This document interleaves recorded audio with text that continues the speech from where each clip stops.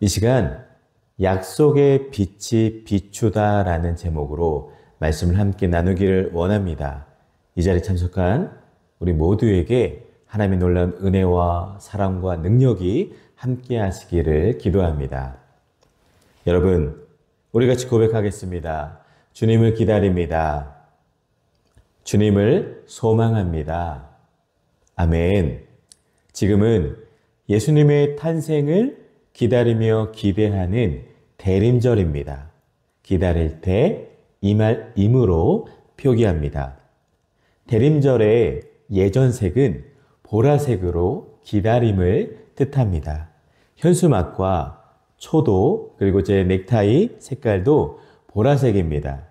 대림절은 기다림의 절기, 즉 예수 그리스도의 오심을 기다리는 절기입니다. 교회는 이 시기에 주님의 오심을 기다리며 매주 촛불을 하나씩 밝힙니다. 첫 번째 촛불은 바로 소망의 촛불입니다. 여러분, 왜 대림절의 시작이 빛으로 시작될까요?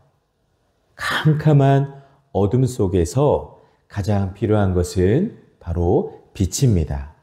빛은 어둠을 밝힙니다. 어둠 속에서 빛만큼 소중한 것은 없기 때문이죠. 사람은 칠흑 같은 망망한 바다에서도 달과 별빛으로 방향을 찾습니다. 빛이 보이면 두려움이 줄어듭니다. 또한 빛이 보이면 살아갈 힘이 생깁니다. 이처럼 하나님은 어둠 속에 있는 백성들에게 방향을 찾도록 두려움이 사라지도록 살아갈 힘을 주시기 위해서 환한 빛을 약속하시는 하나님이십니다. 오늘 본문 이사야 9장은 바로 그 빛에 대한 약속이고 이야기입니다. 이스라엘은 아람과 북이스라엘의 공격, 아시리아의 위협으로 나라가 흔들리고 백성들은 소망을 잃어버린 채 절망 가운데 살고 있었습니다. 삶은 캄캄했고 미래는 보이지 않았기에 소망을 꿈꿀 수도 없습니다. 그러나 바로 그때 하나님께서는 가장 어두운 땅에, 가장 어두운 곳에, 가장 어두운 백성에게 다시 빛이 비칠 것이다 라는 약속을 주십니다. 이사야는 어둠 속에서 앞절을 봤던 백성들에게 장차 오실 메시아의 빛을 예언했습니다. 그리고 그 빛은 결국 성탄의 날 예수님으로 우리에게 임했습니다. 여러분, 오늘 이 약속의 말씀이 대림절의 첫 주를 시작하는 우리에게도 동일한 같은 소망을 비추어 줄 믿습니다. 그러면 오늘 대림절 첫 주를 보내면서 우리가 말씀 가운데 어떤 것들 붙잡아야 될지 이 시간 함께 묵상하기를 원합니다.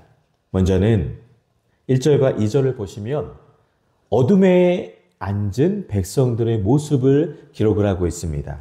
1절을 보실까요? 1절에서 이사야는 고통받던 자들에게는 흑암이 없으리로다 라고 선포합니다. 당시 북이스라엘, 스불론과 납달리 지파 땅은 아시리아에게 침략을 당해서 가장 먼저 짓밟혔던 지역입니다. 그들은 이스라엘 변방 지역에 살면서 종교와 문화의 혜택을 누리지를 못했습니다. 정치적, 군사적, 경제적으로 완전한 어둠 속에 있었습니다. 전쟁의 위협과 압제라는 국가적 어둠이 있었고요. 가난, 억압, 혼란과 같은 사회적 어둠에 있었고 하나님을 떠난 삶, 영적 어둠이 그들의 삶 가운데 있었습니다.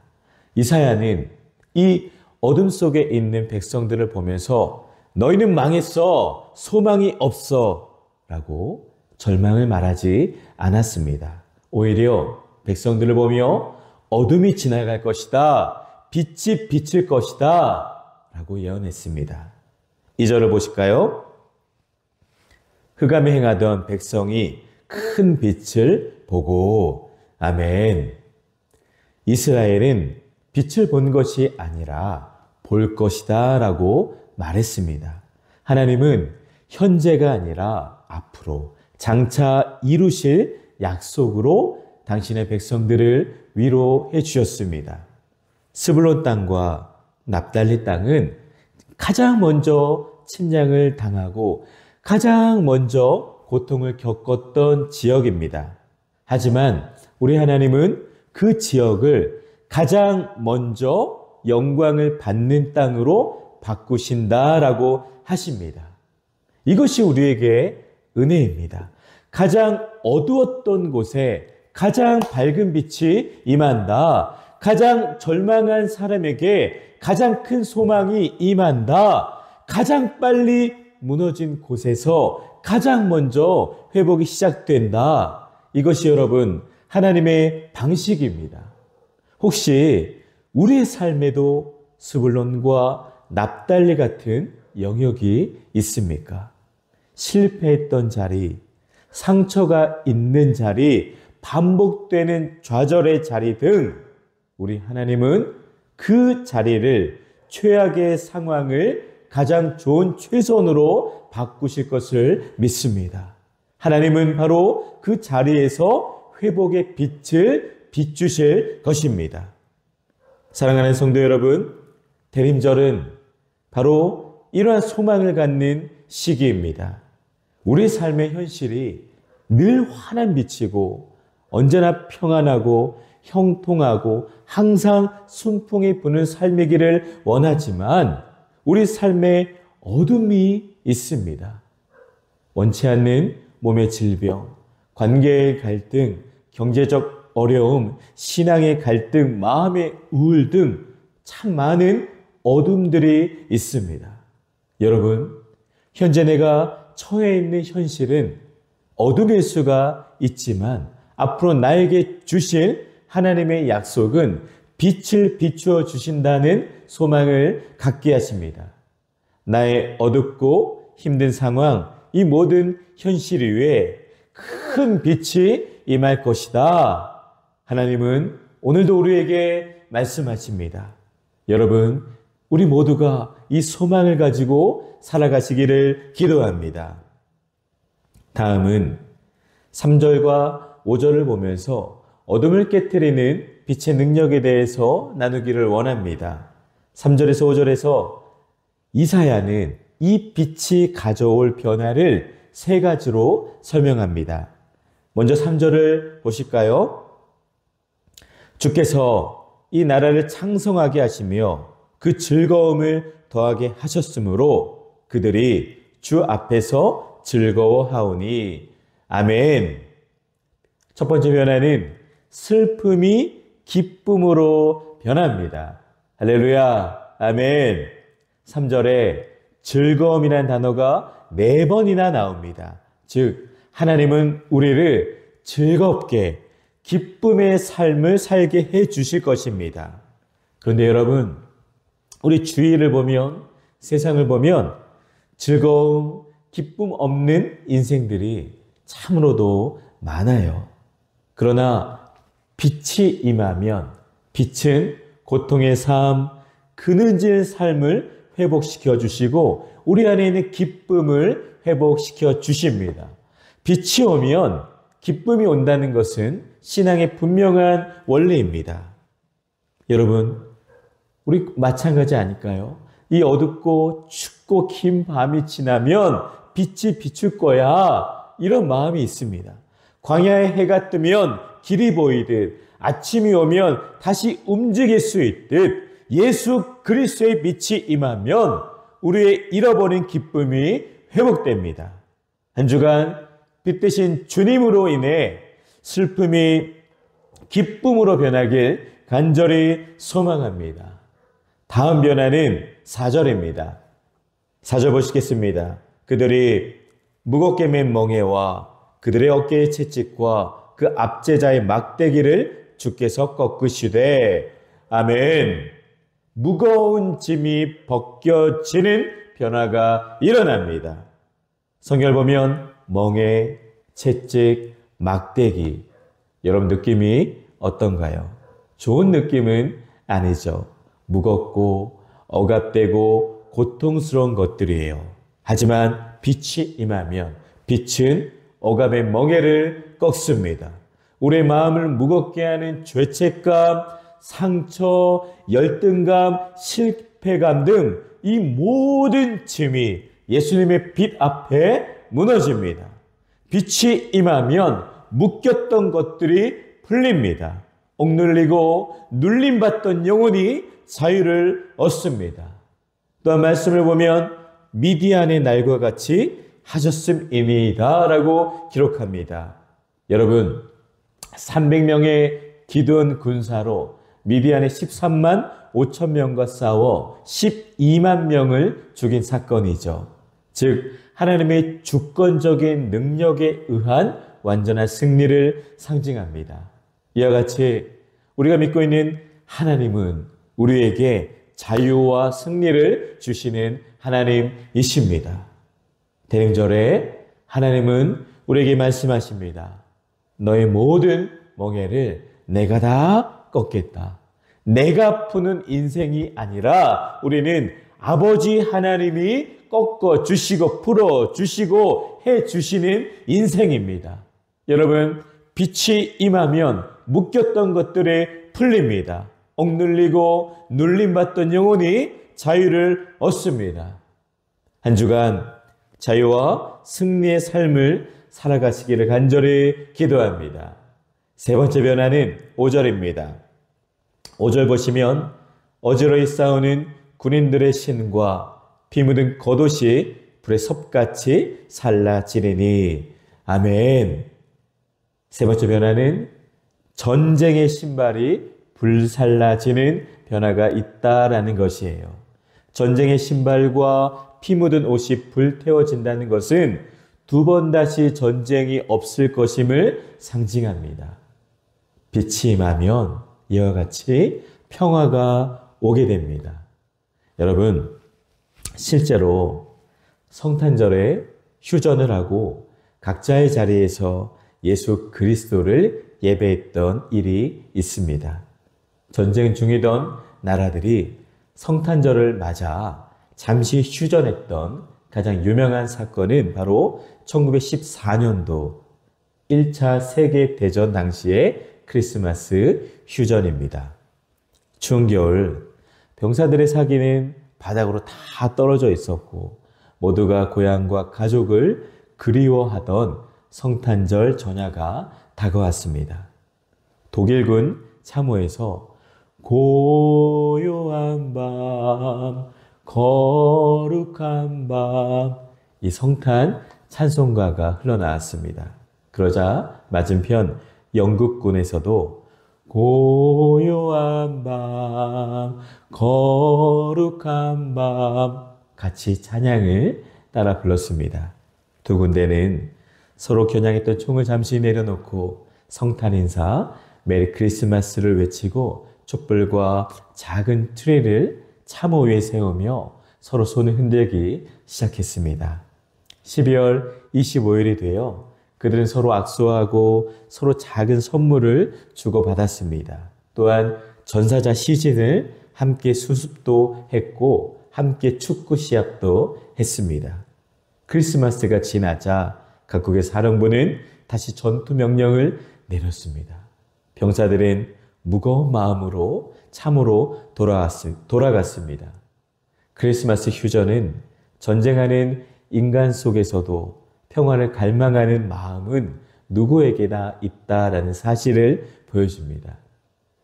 여러분, 예수 그리스도의 빛은 우리의 마음과 가정과 교회와 이 세상에 평화를 가져옵니다. 그 빛으로 인해 전쟁 같은 삶에 참된 평화가 임합니다. 전쟁 같은 삶과 실제 이 땅의 모든 전쟁이 끝나기를 다시 한번 간절히 소망합니다. 그러면 빛으로 오신 메시아 예수 그리스도가 누구인지 6절과 7절을 통해서 함께 나누기를 원합니다. 이사야는 마침내 그 빛이 어떻게 임할지 설명합니다. 6절 보시면 이는 한 아기가 우리에게 낳고 한 아들을 우리에게 주신 바 되었는데 라고 기록합니다. 여러분, 놀랍게도 하나님은 이 땅을 회복시키기 위해서 강력한 군사력, 거대한 제국, 정치적 힘으로 구원을 이루지 않으셨습니다. 그 누구도 예상하지 못한 인간의 몸으로 작고 연약한 아기 예수님으로 오셨습니다. 여러분, 왜 하나님이신 예수 그리스도가 이 땅에 아기로 오셨을까요? 그것은 하나님이신 예수 그리스도가 인간인 우리를 온전히 이해하시기 위해서, 우리 삶 깊이 들어오시기 위해서, 두려움이 아닌 사랑으로 다가오시기 위해서, 누구든지 받아들일 수 있도록 낮아지기 위해서, 그리하여 인간의 죄를 해결해 주시기 위해서입니다. 우리가 인생의 어둠을 만날 때 하나님은 종종 크고 화려한 방식이 아니라 아주 작고 소박한 방식으로 빛을 주십니다. 한 구절의 성경 말씀으로, 누군가의 따뜻한 말 한마디로, 기도 중에 스치듯 임하는 하나님의 평안으로, 하나님은 그렇게 작은 빛으로 시작해 우리의 삶을 환하게 비추십니다. 이사야는 그 메시아 예수님을 네 가지 이름으로 소개합니다. 먼저는 기묘자입니다. 원더풀 카운셀러라고 하죠. 기적, 불가사의한 일, 경이로운 일 등을 의미를 가진 단어로서 메시아 자신과 그의 하시는 일이 우리 인간의 이성으로는 쉽게 납득할 수 없는 놀라움, 경이 자체임을 나타냅니다. 그의 특정한 한 부분만이 아니라 예수님의 전체가 놀랍고 경이임을 나타내 주는 것입니다. 예수님의 탄생도 예외는 아니어서 신비로 가득 찬 동정녀의 탄생이 될 것입니다. 이미 이사야는 이러한 사실을 이사야 7장 14절에서 예언을 하고 있습니다. 그런데 이 동정녀 탄생의 신비는 단순히 예수님의 경이로움을 더해주기 위해서가 아니라 메시아는 인류의 죄를 대속할 제물이기에 흠이 없는 제물이 꼭 되어야만 했기 때문입니다. 흠 있는 제물이 되어서는 안 되기 때문이에요. 기묘자 예수 그리스도는 지혜와 능력의 주님이십니다. 우리는 길을 잃어버리지만 주님은 우리의 길을 인도하시는 귀한 빛이 되십니다. 다음은 모사입니다. 이 말씀에는 좋은 자라는 의미가 들어있어요. 메시아는 도움말을 주시는 분, 지혜의 충고를 주시는 분이라는 뜻입니다. 이 이름에 걸맞게 예수님은 공생의 기간 동안에 백성들에게 수많은 가르침을 베풀어 주셨고, 그럼으로써 많은 사람들을 사망에서 생명으로 옮겨 주셨습니다. 다음은 전능하신 하나님이란 이름입니다. Mighty God이죠. 이 말씀은 메시아의 본질에 대해서 우리에게 가르쳐 줍니다. 그는 가장 평범한 인간으로 오셨죠. 고운 모양도 없고 풍채도 없고 우리의 보기에 흠모할 만한 아름다운 것이 없지만 본질적으로는 전능하신 하나님과 동일하다라는 것입니다.